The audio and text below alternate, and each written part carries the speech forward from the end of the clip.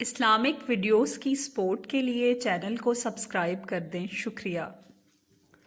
حضرت ابو ہریرہ نے نبی اکرم صلی اللہ علیہ وآلہ وسلم سے نقل فرمایا ہے کہ میری امت کو رمضان کے بارے میں 5 چیزیں خصوصیت کے ساتھ مرحمت فرمائی گئیں جو پہلی امتوں کو نہیں دی گئیں۔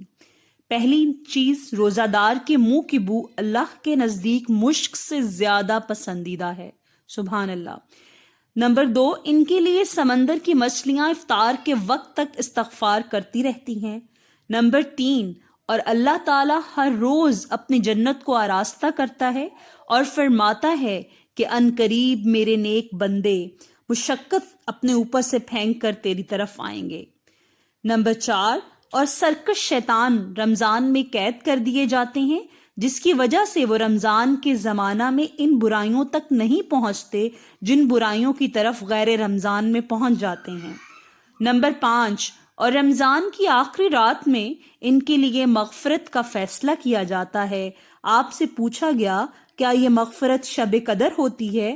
آپ نے فرمایا نہیں، بلکہ دستور یہی ہے کہ کام ختم ہونے پر مزدور کو پوری اجرت سے نوازا جاتا ہے، سبحان اللہ۔